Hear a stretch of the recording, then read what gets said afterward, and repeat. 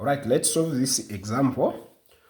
This is going to be our example 1, under Newton's law of motion. So it's saying an object of mass 5 kg is suspended in an elevator using a spring balance.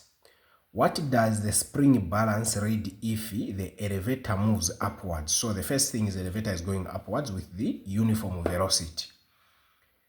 B, the elevator accelerates upwards with 5 meters per second squared at 5 meters per second. Then C, the elevator moves downwards at 3 meters per second. Okay, so remember the steps we said. Number 1, convert all the masses into weights. Number 2, list all the wanted quantities or parameters and those that you have been given. Number 3, very important one. Use the equation, second law of motion, equal force is equal to mass times acceleration. Number 4, we said that's the most important thing. Identify the direction of motion. Okay, so for illustration purposes, we are saying that is an elevator. Then you have got the spring balance there, and there is a mass that is hanging now. This is the weight of the mass W. Then between the mass and the spring balance, there is T. This is the tension, this is the weight. So our major concentration is actually between this. Okay, so it is like that. There is a T, there is a W. This is our major concentration. And that's where all the questions are. All right, so let's get to question A.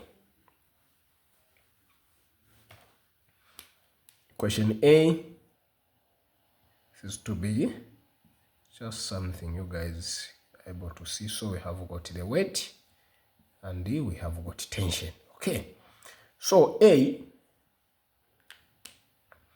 they are saying the elevator moves upwards, so the direction of motion is that way. Then we also need to convert the mass that we have been given to kgs. So we have got weight is equal to mass times gravity. So mass is 5 times 9.81. This should give us 49.05. Okay, newtons. Let's keep this one here. Okay, let's keep that one there. So the elevator moves upwards with the uniform velocity. So it's going upward. Now, uniform velocity, remember, when we are dealing with the linear motion, we said uniform velocity means 0 acceleration. If you remember your acceleration time graph very well, we had something like this. This is where uniform velocity is. And we said acceleration here is what? 0. Okay, so I should be able to apply that knowledge. Now, we have got force is equal to mass times acceleration. This is Newton's second law of motion. Now, how do we apply it here? Very important. We see that the elevator is moving upwards, meaning this one is opposing that one. I'm repeating that.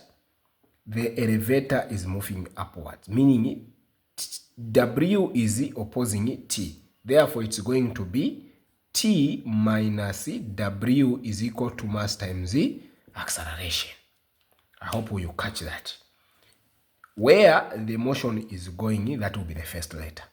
Where the motion is coming from, that is the last letter. You should also check on the topic friction. So this is acting as a friction. This is acting as the force that is pulling. You remember we are saying force minus Fr is equal to mass times acceleration. This is where the concept is coming from. Okay, let me just pick the cap for the marker. Okay, we're back.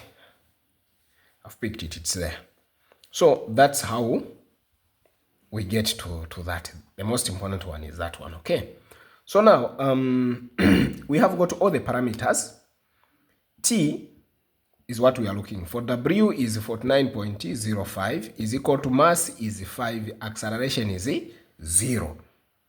Okay, so T minus 49.05 is equal to 5 times 0, it's 0. So this one is going to cross the equal sign. T is equal to 49.05 17.05 newtons. So that is our answer. That is our answer. Let's go to question B. Question B is saying the elevator accelerates upwards at 5 meters per second. So the elevator is accelerating upwards at 5 meters per second. So the diagram remains the same because the elevator is still going upwards. It hasn't changed going downwards. But the only difference here is the acceleration is 5 meters per second squared. So we'll do the same. T minus W is equal to mass times the acceleration. We are looking for T. W, we already know it. It's 49.05 is equal to the mass is 5 multiplied by the acceleration, which is 5. So T minus 49.05 is equal to 25. Then this one will cross the other side. T is equal to 25 plus, it's a negative. So it will become positive. So T should become what? This is 75. So 74.05 Newton. That will be our answer. Okay, that is for B. This is B. This is B, guys. That's for B. Okay, let's go to C. Let's go to C. These are very simple things, I'm sure you can tell. We go to C. Now, you can pause this video, solve, continue. That's a good of online learning, okay? So C, we are saying the elevator moves downwards at 3 meters per second. So you see that now, this elevator is moving down upwards. Now they are saying the elevator is moving downwards. So the elevator is moving downwards. So when it's moving downwards, okay, this cap doesn't want me. When the elevator is moving downwards, let me just pick it because my marker is going to dry. We are back. It seems this marker doesn't want you guys to learn. It's even causing me to write a Bentley handwriting. Okay. So I'm saying the elevator is moving downwards with an acceleration of 3 meters per second. Okay. So now, this time it's W that is pulling T. So it's going to be W minus T is equal to mass times the acceleration. I'm sure now you are seeing the changes. Then when it was going up, it was T pulling W. So it was T minus W.